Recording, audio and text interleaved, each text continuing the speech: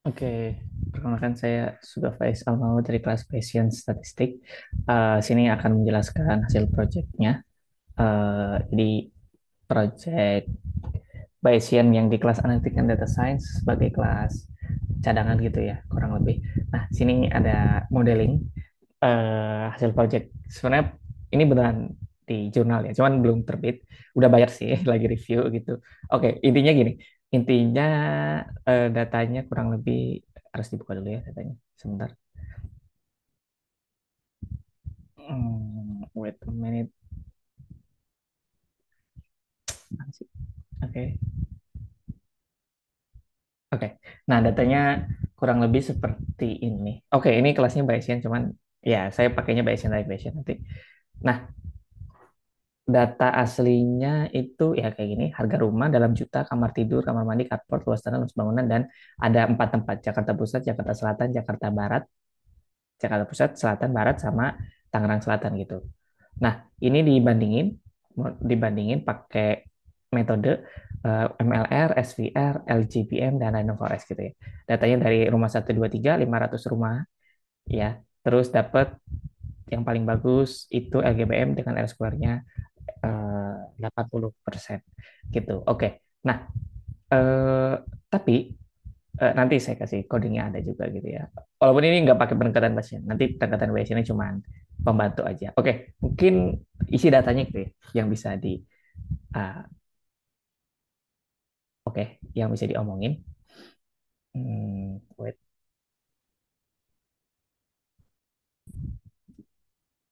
Oke, di statistik deskriptif sekilas ya tentang harga rumahnya cukup besar semua gitu ya, bahkan sampai sini sini sini. Jadi ada yang paling murah sampai yang paling besar gitu, dan ini median atau rata-rata rumahnya. Yang paling murah di Jakarta Selatan, paling murah ada di Jaksel. Oke, nah terus untuk ini land area gitu ya, sekilas land area South Tangerang merajai gitu ya, dan Jaksel agak cukup menang juga gitu, banyak outlier-nya di South Tangerang. Terus untuk building area itu justru Jaksel yang memuncaki. Nah, sini kita berasumsi bahwasanya dia tuh eh, kegiatan ekonomi ada di sana, jadi harus memanfaatkan lahan yang ada untuk buat building area gitu. Terus house floor yang menarik di sini house floor adalah nggak selamanya yang apa namanya ini lantai satu doang itu orang yang miskin gitu ya. Ternyata lantai satu itu sangat paling paling beragam. Kenapa? Karena ada orang yang rumah itu rumah tua gitu ya. Kalau kita bisa buat sebut old money mungkin di Menteng gitu, itu banyak rumah yang kayak lantai satu doang, dan di sana itu nggak pernah di-upgrade rumahnya atau ditingkatkan gitu ya. Jadi lantai dua dan lantai tiga dan seterusnya. Tapi tanahnya udah terlanjur tinggi gitu ya. Sorry, ya tanahnya udah terlanjur tinggi dan juga luas rumahnya ya luas gitu. Jadi ya tentu saja harganya memuncak. Jadi itu insight yang bisa diambil bahwasanya lantai satu rumah dengan satu lantai paling beragam. Terus juga, nah secara house flow dan lawn area kita lihat yang satu tuh sampai ada yang 600. Jadi ada rumah yang 600 luasnya di antara empat ini ya, empat wilayah tadi, dan luasnya 600 gitu ya. Itu sangat sangat sangat sangat luas gitu kan. Oke, okay, fine. Dan yang paling sempit itu rumah dengan 4 tingkat gitu, dan 2 tingkat juga lebih sempit, bahkan sangat lebih di bawah yang dari 1 tingkat. Dan carport yang nggak punya carport itu ya murah-murah rumahnya, tapi minimal satu carport itu udah sampai menyentuh 1 M gitu. Bahkan secara median rata-rata ini 1,7 M. Lanjut ke number of bedroom, ya mostly di 2 sampai 3 sebetulnya. Dan oke, tuning yang dipakai ini cuma buat comparing aja ya. Nggak usah diomongin terlalu panjang. Ini tuning yang dipakai, terus ini hasil R square and MSE-nya. Nah ini, karena datanya dinormalisasi ya. Datanya dinormalisasi. Terus R square MSE buat prediction. Nah, importance kita juga pakai variable importance di VIM, nilai di random forest. Ada land area, building area. Jadi building area lebih daripada land area. Terus sama bedroom. Ini three numbers ini udah sampai 80% sendiri. Fine, itu yang kita temukan di jurnal saya, Sinta 2. Oke, nah terus ke Bayesian. Nah, sebetulnya saya ambil Bayesian matkul, Bayesian di statistik UNER. Ada ada cacat nih, ada lambda prior, barang cacat gitu ya. barang A, B, C, terus ada ini prior, distribusi priornya, lambdanya, terus kita bisa expected keuntungan posterior dari kalau yang cacat itu segimana gitu ya. Ini dan soal kedua seperti ini gitu ya. Nah, sebenarnya ini yang didapat nggak sampai ke regresi. Jadi udah mengenal Bayesian bahwasanya itu probabilitas bersyarat, konjugat, posterior, terus prior Jeffrey dan seterusnya. Sebenarnya sudah ada, cuman kalau yang regresi ya sambil belajar juga sih. Nah, data yang tadi itu diukur dan MSE-nya segini untuk yang Bayesian regresi, dan kalau nggak pakai pakai regresi biasa segini berarti berapa? Yang balas 20 ribuan ini sampai 1 M sendiri gitu ya. Nah, saya nggak melakukan tuning yang itu karena ya sambil memahami juga sih yang regresi ini agak sulit tuningnya, kayak nggak dapet dapet gitu. Oke, pakai PMC kan. Nah, terus ini di load datanya, terus di split. Nah, terus ini. Nah, ini sebenarnya tuningnya kan di sini gitu ya. Cuman tadi pas dicoba kayak ya udah cardboardnya dikecil dan nggak mungkin 0 100 gitu cardboard.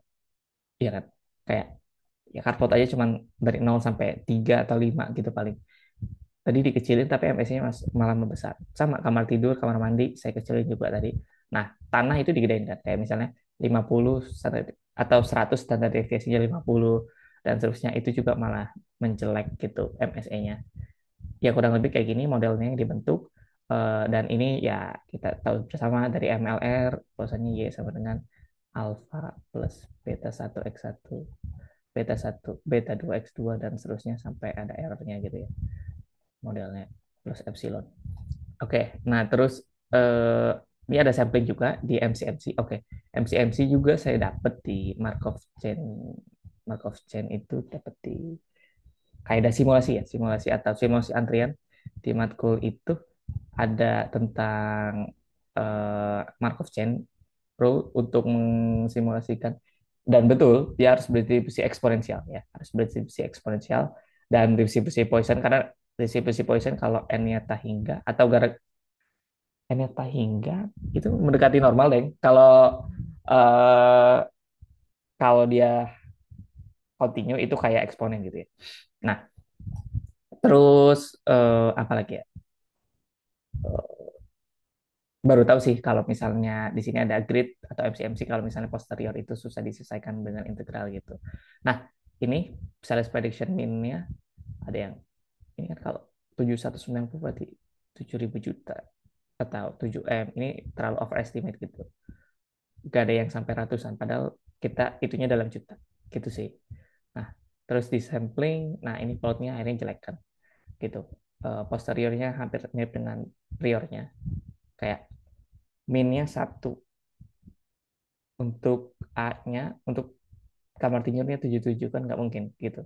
Untuk kamar mandinya 100, untuk bangunannya malah 6,2, tanahnya 7,2 dan carportnya 1. Ini bagus sih kalau carportnya 1 gitu. Yang sedikit ada pergerakan cuman ada di kamar tidur gitu. Nah, ini MSE-nya tadi dapat, dan ini kalau regresi biasa gitu. Jadi belum terlalu bagus memang, tapi saya menunjukkan bahwasanya uh, pernah melakukan ini di modeling data di jurnal tadi yang lagi proses review. Udah review 1 kali, itu udah revisi 1 kali. Nah, terus tinggal diupload lagi. Nah, adapun untuk bandingan regresi biasanya, MSE versus Bayesian, pendekatan Bayesian itu masih buruk gitu ya. Nah, ini. Terus untuk Bayesian sendiri saya lebih mengenal kayak kayak gini, belum sampai ke level regresi. Tapi ya tadi pas dicoba tuningnya masih belum bagus. Oke, fine. Terima kasih.